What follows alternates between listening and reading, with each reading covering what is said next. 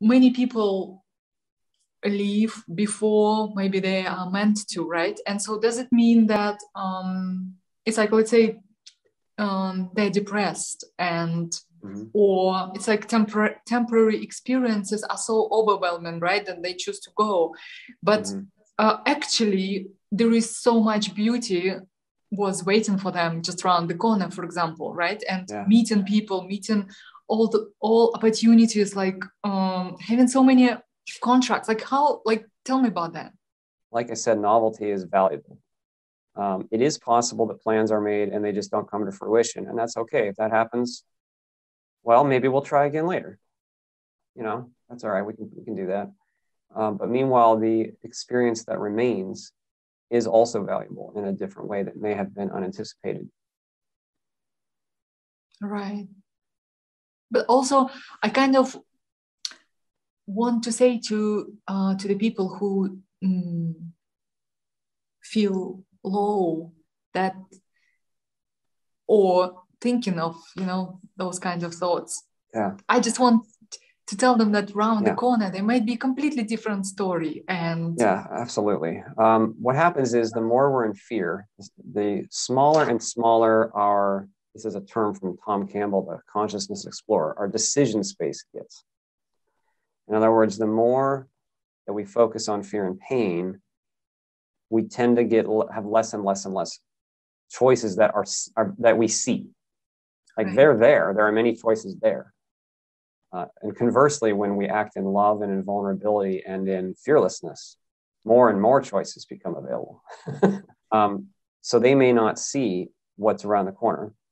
I will also say this is very important for anyone who's suffering with deep, deep depression or feels suicidal. I have experienced incredible biochemical lows myself. They can be unbelievably painful.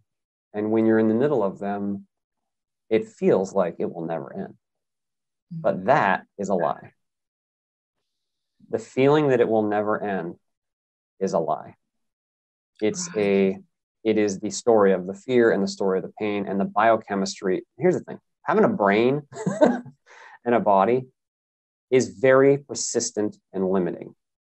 Like if the brain has a certain biochemistry going on, it will affect, of course, very much what you experience. Like if I take almost any medicine, any drugs, I cannot tolerate it. I will feel like I'm losing my mind and I will be in a lot of pain, neurochemical pain for a long time. But that's because now my brain is in, that's the energy state of the biochemical state of the brain. But I want to communicate to anyone who's in that deep, deep pain, it is not who you are. The pain is an experience you are having. There's a big difference there.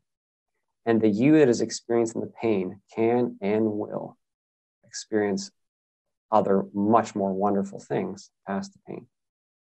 And it takes, I'm not making light of it. I know how deeply painful it can be.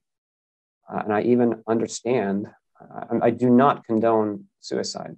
Suicide is not the way out. It's not. But I understand how people would reach that point, you know, when the pain seems like there's no escape.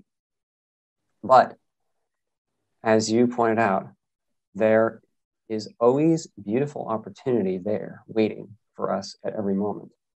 And so we need to have an incredible amount of bravery to pick ourselves up off the ground and be like, you know what, I hurt, but I'm going to go live some life right now, in whatever form that means.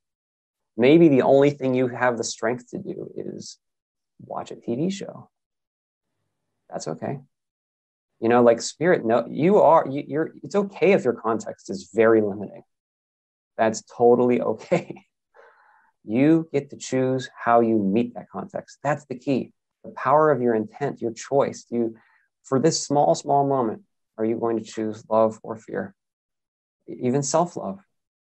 Are you going to choose self-love or fear in this moment? And if we can do that, what happens is we begin to change the momentum back towards the freedom and love, one bit at a time.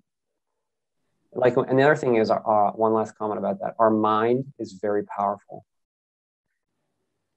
because we're framing the entire experience. So if you just decide, put your foot down, I am going to reframe this experience. right now. Decide. The pain is yelling at you. You're terrible. You know, the world is bad. You're stuck. You're worthless. No. Use your intent. Use your will. You are the master. You're the captain of the ship. Your ship may be falling apart, but you're the captain of the ship. Stand up. Claim your power. Reinterpret your experience. There's so much power in that. There's so much power in that. Our whole world is our interpretation of it, and we can change the momentum. I know we build up momentum of interpretation. If we look at the world in a certain way for a whole lifetime, our interpretation gets super deep. But now is the moment of power.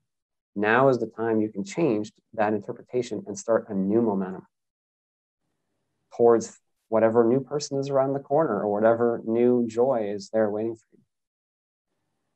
Like if we talk about communication with our guides or higher powers, right? So it's like if you are really low, we can't meet, right? And it just feels like if you are really in the low place, then it feels like you don't have the power to even say, that's my intention. I know,